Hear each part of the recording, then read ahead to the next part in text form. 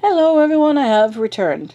Now, as you may notice, as I'm moving as opposed to sitting, and what I am doing is I'm moving around what I call the dungeon, aka my bedroom, aka the room where everything gets dumped into.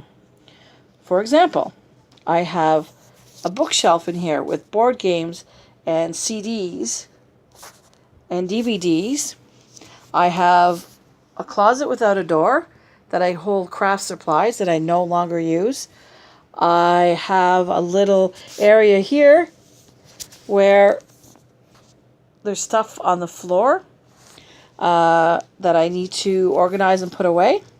And I have a table here, a card table with junk on it that's blocking a closet door, which I don't know what's in it. Clothes, but don't know what clothes. I have my bed here. As you can see, I made my bed this morning. I never do. And then I can't expect the kids to make their bed either if I don't make mine.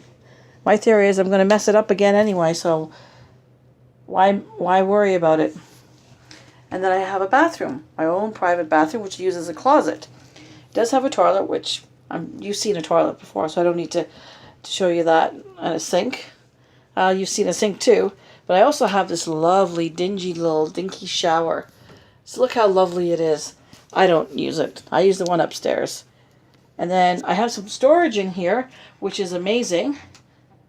I have a couple of things in it, but it goes all the way back. So I got to figure out a way, and I was going to do this before, is get some tracks put on either side and have a shelf built that I can pull out. That way I can store stuff at the very back and still be able to get it. And then I have the actual dreaded closet. And in behind there is, I don't even know what's behind there. I don't think I want to know. But I do have some baseball cards in there, which I believe belong to my ex, actually. So I still have some of my ex's stuff in the house.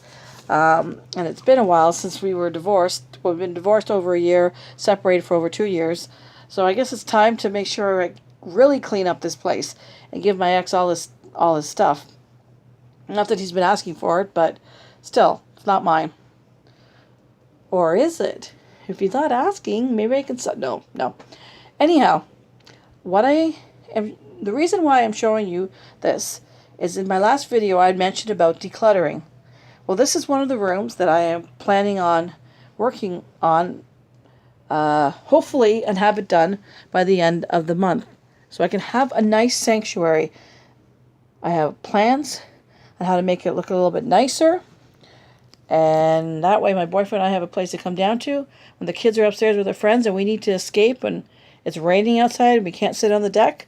We'll have a table and chair set up down here, have her make a cup of tea, bring it down here, be able to do my videos down here, surf the internet, play cards, whatever. Then we have the bed here where I can just, if I'm tired, just go to sleep. So I'm really working on cleaning up this room. I already have done the kitchen and then work my way around to every room of the house. Hopefully, my goal was the end of July, but I think it might be the end of the summer would be a more realistic goal. So by the time the winter comes and the cold weather, and we have to be inside, the house will be organized.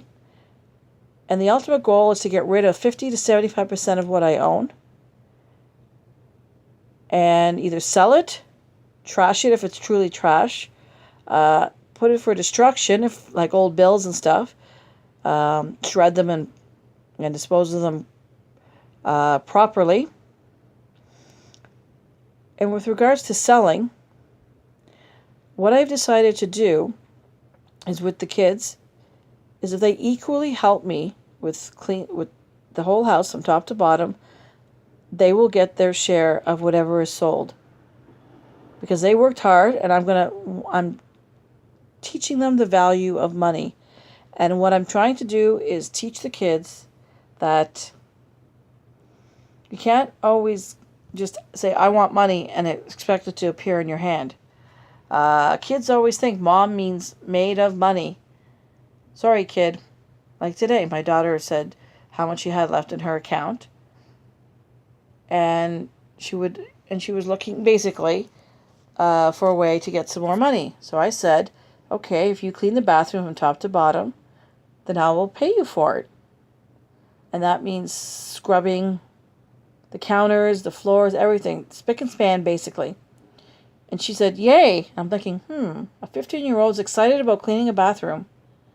But at least it's teaching them the value of money. You do hard work, you will get something from it.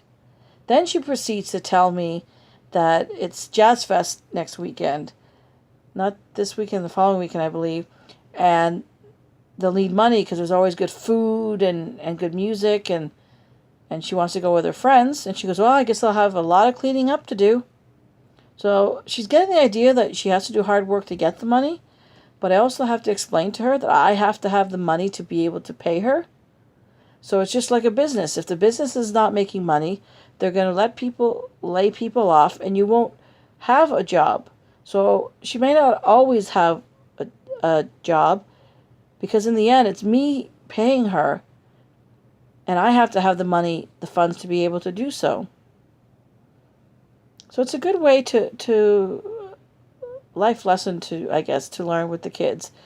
And that's really is my goal. And I'll do another video, now I think about it, is about ways to teach kids about money, and some tips and ideas that I've read and things that I've tried. So just remember, the things I'm telling you, a lot of times are things that I've tried. Whether they worked or whether they didn't work, that's another story.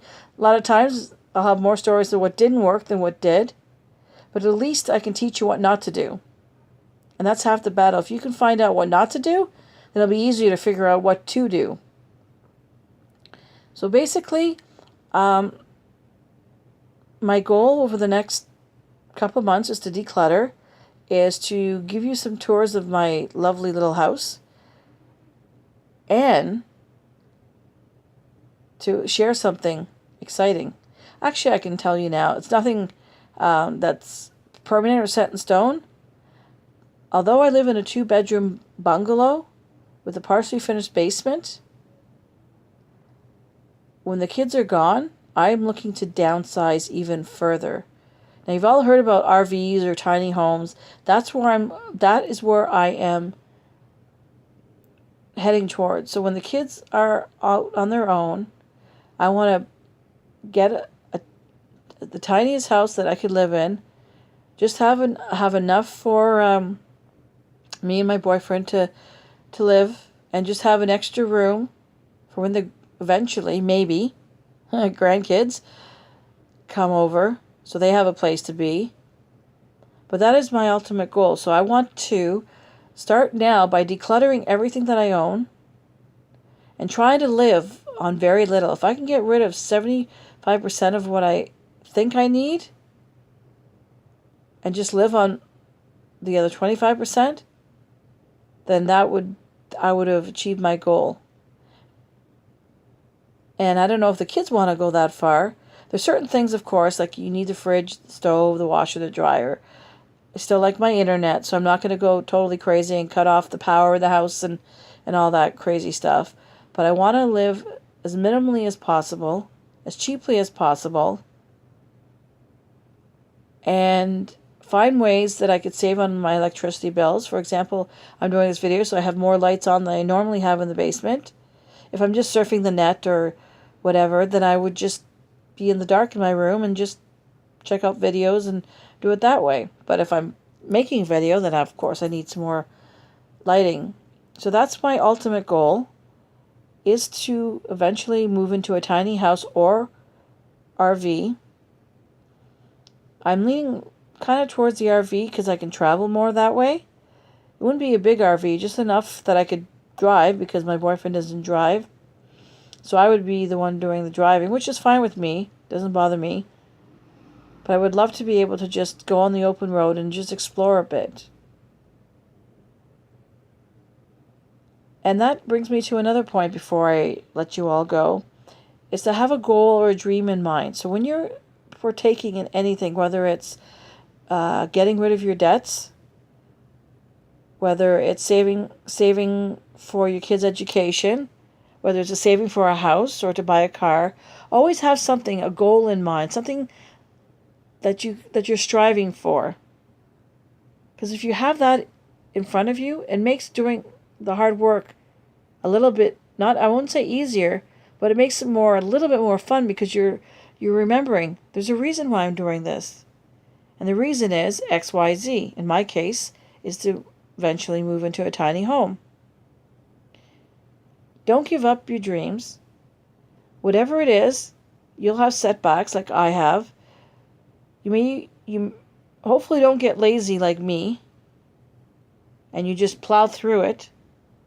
Whatever stage of life you're in, just remember, have a goal in mind, keep a smile on your face, and don't give up, because you can achieve whatever it is you would like to achieve. Take care, and if you have any questions or comments, leave them down below. I'll be happy to answer them if I can, or try and find the answer if I don't have the answer. Take care, everyone.